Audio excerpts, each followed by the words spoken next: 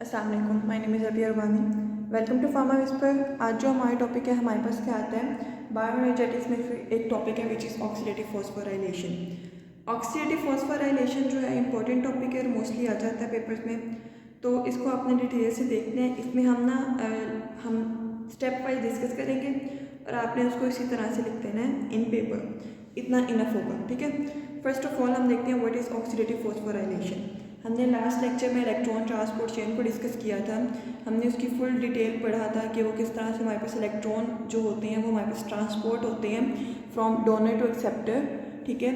Then हमारे पास क्या होता है, जब इलेक्ट्रॉन्स पूरे ट्रांसफ़र होते हैं, वाटर की फॉर्मेशन हो जाती है, तो क्या होता है हमारे पास कंसंट्रेशन ग्रेडियंट बनते हैं, जो कि हमारे पास क्या करते हैं, फर्दर हमारे पास एटीपी सिंथेज के ज़रिए क्या करता है, एटीपी की फॉर्मेशन करता है, ठीक है। अगर आपने वो लेक्चर नहीं लिया तो इसका मैं लिंक दे दूँगी, आप वहाँ से देख लें, डिस्क्रिप्शन में होगा, ठीक है। उसका प्री नॉलेज होना ज़रूरी है इलेक्ट्रॉन ट्रांसपोर्ट चेन का, देन ही आपको समझ आएगी oxidative phosphorylation. So first of all senses of ATP from NADH and FADH2। हमने NADH और FADH2 के जरिए क्या किया था, इलेक्ट्रॉन को ट्रांसपोर्ट किया था और लास्ट में हमने ATP की सेंसिस की थी in the presence of oxygen is called oxidative phosphorylation. It is a molecular mechanism, it is similar to chemiosmosis. Chemiosmosis क्या होता है, हमारे पास इलेक्ट्रॉन्स का मूव करना, हमारे पास प्रोटॉन्स का मूव करना from high concentration to low concentration. ये मैं डेफिनेशन आप लोगों को दिखाती हूँ, ठीक है, वहाँ से आपको समझ आ जाएगी। तो हाई टू लो कंसनट्रेशन में मूव करना थ्रू द कंसनट्रेशन ग्रेडियंट, उसको हम कहते हैं chemiosmosis. It is coupled with respiratory chain. Respiratory chain उनके हमारे पास इलेक्ट्रॉन ट्रांसपोर्ट चेन से कपल्ड होता है, इसलिए उसका लेक्चर लेना इंपॉर्टेंट है कि आपको पता हो what is electron transport chain. It takes place in inner mitochondrial membrane. हमारे पास किधर इसकी हमारे पास लोकेशन किधर है ऑक्सीडेटिव फॉस्फोराइलेशन की, इनर माइटोकॉन्ड्रियल मेम्ब्रेन। इसकी एक्सप्लेनेशन देखते हैं। एक्सप्लेनेशन में हम कहते हैं हमारे पास क्या होता है, इस प्रोसेस से हमारे पास क्या होती है, हाई एटीपी प्रोड्यूस होती है, एनर्जी प्रोड्यूस होती है। हमारे पास बॉडी में कोई भी फंक्शन होता है वो हमारे पास उसको एनर्जी चाहिए। एनर्जी बॉडी में किस फॉर्म में हम यूज़ करते हैं, this is in the form of ATP, adenosine triphosphate. तो हमारे पास oxidative phosphorylation, it is the process of the formation of ATP in the presence of oxygen from NADH and FADH2। ये हमारे पास mitochondria में होता है, जहाँ पे क्या होता है, दो रिएक्शंस होते हैं। एक पहले तो ऑक्सीडेशन होती है, वो जो हमारे पास इलेक्ट्रॉन ट्रांसपोर्ट चेन में होती है। देन क्या होती है, फॉस्फोराइलेशन होती है, जो कि हम इसमें देखेंगे। देन फॉस्फोराइलेशन होती है, दोनों एक दूसरे कपल होते हैं, प्रोटॉन ग्रेडियंट बनता है और हमारे पास ATP की प्रोडक्शन हो जाती है। ऑक्सीजन को यूज़ किया जाता है to form the water molecule which is the reduction process. ये समझ आ गई व्हाट इज ऑक्सीडेटिव फॉस्फोराइलेशन। अब क्या करते हैं, हम देखते हैं इसकी जो ओवरऑल इसका हम टैली करते हैं, ठीक है, इसका रिएक्शन। तो इससे पहले मैं आपको ना समझाती हूँ व्हाट इज़ ऑक्सीडेटिव फॉस्फोराइलेशन। आपने ध्यान से देखना है, जिधर से भी आपको नहीं समझ आएगी आपने उसको प्रॉपर, आप क्वेश्चन भी कर सकते हैं मुझसे कमेंट्स में और इसको देख लें, ठीक है। First of all what is oxidative phosphorylation, it is ATP synthesis from NADH और FADH2। ये क्या करता है, हमारे पास large amount of energy mean के हमारे पास ATP की प्रोडक्शन करता है। अब हमारे पास ये क्या है, this is outer membrane of mitochondria, this is inter membranous space, this is inner membrane which is cristae, ठीक है। हमारे पास क्या होता है, ये क्रिस्टी होती है। देन ये जो है हमारे पास सारा, ये हमारे पास क्या है, this is a matrix, this is mitochondrial matrix. यहाँ पे एक होता है हमारे पास, हम कह सकते हैं पूरी इलेक्ट्रॉन ट्रांसपोर्ट चेन चलती है और यहाँ पे आके क्या होता है, जब हमारे पास वाटर का मॉलिक्यूल बन जाता है तो यहाँ पे एक हमारे पास होता है, एक अपरेटस कह सकते हैं इसको, ठीक है। इसको हम अपरेटस कहेंगे तो क्या होता है, हमारे पास ये अपरेटस होता है which is ATP synthase. ATP synthase क्या करता है, हमारे पास ATP की फॉर्मेशन करता है। तो जब हमारे पास पूरी इलेक्ट्रॉन ट्रांसपोर्ट चेन चलती है तो हम माइटोकॉन्ड्रिया से जो मैट्रिक्स है, मैट्रिक्स से मूव कराते हैं हाइड्रोजन्स को, मीन के प्रोटॉन को जब हम मूव कराते हैं फ्रॉम मैट्रिक्स टू स्पेस, यहाँ से हम मूव कराते हैं इधर। जब हमारे पास डिफरेंट कम्प्लेक्सेस होते हैं इलेक्ट्रॉन ट्रांसपोर्ट चेन में, तो क्या होता है, जब हम मूव कराते हैं तो क्या होता है, यहाँ पे कंसंट्रेशन कम हो जाती है और यहाँ पे कंसंट्रेशन हाइड्रोजन की ज़्यादा होती जाती है। जब हमारे पास यहाँ पे हाइड्रोजन की कंसंट्रेशन ज़्यादा होती है तो क्या होता है, हमारे पास एक्टिवेट होते हैं कौन, ATP सिंथेज। ATP सिंथेज हमारे पास एक्टिवेट होगा। जब ATP सिंथेज एक्टिवेट होगा तो क्या होगा, हमारे पास हाइड्रोजन यहाँ से मूव करेगा इधर थ्रू द ATP सिंथेज और हमारे पास क्या बनेगा, ATP की प्रोडक्शन होती है। ये मेन मैकेनिज्म होता है। अब हम इसको देखते हैं। डिफरेंट प्रोटीन्स आर प्रेजेंट, ठीक है। इस पूरे मैकेनिज्म में डिफरेंट प्रोटीन्स प्रेजेंट होती हैं। फर्स्ट ऑफ ऑल हम इसकी कंपोजिशन देखते हैं। ये पूरा एटीपी सिंथेज है। दिस इज, ये पूरी एक हमारे पास क्या होता है, दिस इज रोटर। रोटर क्या होता है, जो रोटेट करते हैं। यहाँ पे एक होती है सी प्रोटीन, ठीक है। यहाँ पे क्या होती है, हमारे पास सी प्रोटीन होती है और यहाँ पे एक रोड होता है। रोड के साथ क्या होता है, हमारे पास एक एप्सिलॉन प्रोटीन होती है, वो अटैच होती है और देन एक कैटालिटिक नॉब होती है। ये कैटालिटिक नॉब के साथ हमारे पास एक डेल्टा अटैच्ड होती है प्रोटीन, और ये डेल्टा प्रोटीन जो अटैच होती है फर्दर हमारे पास यहाँ पे आके एक और मॉलिक्यूल अटैच होता है विच इज़ दिस वन, ठीक है। और ये हमारे पास क्या होता है, यहाँ पे एक अमीनो एसिड होता है आर्जिनिन, और यहाँ पे एक पोर होता है, यहाँ पे एक पोर होता है। यहाँ पे ए प्रोटीन होती है, B1 B2 प्रोटीन होती है। अब मैं इसका आपको मैकेनिज्म बताती हूँ और इसको हम कहते हैं, this is called the stator. तो इस पूरे पार्ट को हम कहते हैं this is F1, this is F2, F node, और ये पूरी मैट्रिक्स में हो रहा होता है। तो अब क्या हुआ है हमारे पास मेन कि हमारे पास यहाँ पे क्या हुआ है, थ्रू इलेक्ट्रॉन ट्रांसपोर्ट चेन यहाँ पे हाइड्रोजन कंसनट्रेशन ज़्यादा हो गई है। जब हाइड्रोजन की कंसनट्रेशन यहाँ पे ज़्यादा होगी है तो क्या होगा, जब अंदर थोड़ी है तो हाइड्रोजन क्या करेंगे, मूव करेंगे from high to low concentration.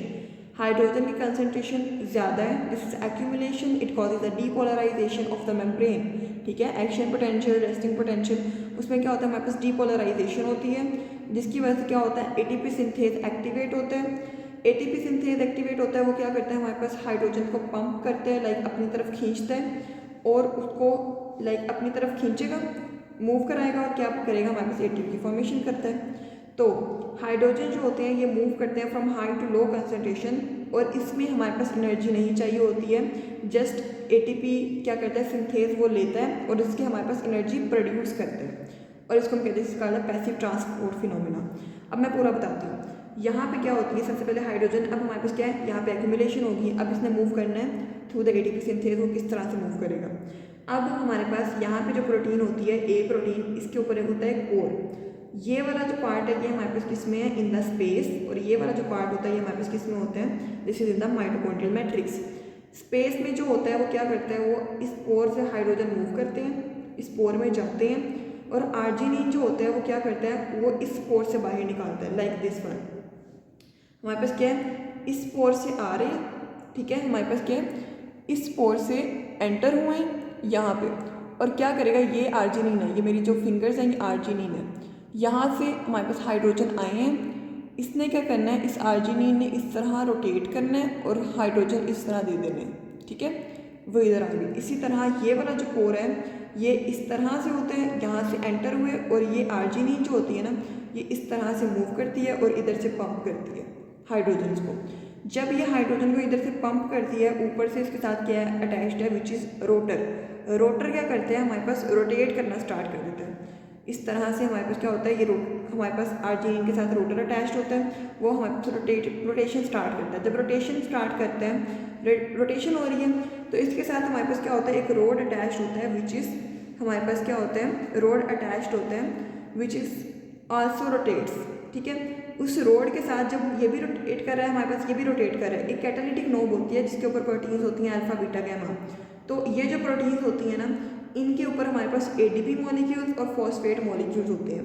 अब इसका मैकेनिज्म आप लोगों ने देखना है। रोड क्या कर रहा है, रोटेट कर रहा है। जब रोड रोटेट कर रहा है तो हमारे पास क्या है, हमारे पास कैटालिटिक नोब के ऊपर दो हमारे पास क्या है कंपोनेंट्स हैं, which is ADP and pi, which is phosphate. क्या होगा जब ये रोटेशन होगी, जब ये रोटेशन होती है तो क्या होगा, दोनों कंबाइन होंगे। एडीपी प्लस फॉस्फेट क्या बनाएंगे, हमारे पास एटीपी बना देंगे। कैटालिटिक नोब में क्या होता है, हमारे पास एटीपी प्लस फॉस्फेट जब रोटेशन होती है वो दोनों एक दूसरे के साथ कंबाइन होते हैं और हमारे पास क्या बनाते हैं, एटीपी की फॉर्मेशन होती है। तो this is the mechanism of the formation of ATP. अच्छा, तो जब हमारे पास क्या होती है, और मैं कंसंट्रेशन आपको बता देती हूँ, इसमें कंसंट्रेशन जब हाई होती है तो कितनी हो जाती है, 10⁻⁻7 मिली वोल्ट, यहाँ पे -9 मिली वोल्ट। अब ये नहीं कहना कि ये 10⁻⁻7 मिली वोल्ट तो कम कंसंट्रेशन है, 10⁻�9 ज़्यादा है, नो। जितनी ज़्यादा माइनस में नेगेटिव वैल्यू में इंक्रीज़ होगी हमारे पास कोई वैल्यू, ठीक है, नेगेटिव में, तो क्या होगा, वो उतनी कम होती जाएगी। लाइक 10⁻⁻7 ज़्यादा है एज़ कम्पेयर टू 10⁻�9। सो इसका ध्यान रखना है। तो इतनी कंसंट्रेशन होगी तो मूव करना स्टार्ट कर देंगे। अब ये पूरा फिनोमिना हो गया। अब जब हमारे पास रोटेशन होती है तो एटीपी सिंथेज क्या करता है, हमारे पास एब्जॉर्ब्स करता है पोटेंशियल एनर्जी को और एटीपी के फॉर्मेशन करता है। इसको हम कहते हैं जिसका था पैसिव ट्रांसपोर्ट। ठीक है, पोटेंशियल एनर्जी कौन सी होती है, जो हमारे पास क्या होती है, high energy low energy electron transport chain में इलेक्ट्रॉन्स के आने और जाने से प्रोड्यूस होती है। ये रिक्वायर्ड नहीं करता, ये बस क्या करता है, उसको एब्जॉर्ब करके एटीपी फॉर्म कर देता है। इस पूरे प्रोसेस को हम कहते हैं जिसका था केमिओस्मोसिस। This is the movement of protons across the membrane due to electrochemical gradient that arises the ATP synthesis।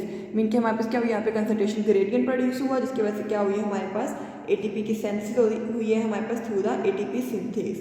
सो ये था हमारे पास whole phenomena of oxidative phosphorylation. अब हम देखते हैं इसकी इंपॉर्टेंस।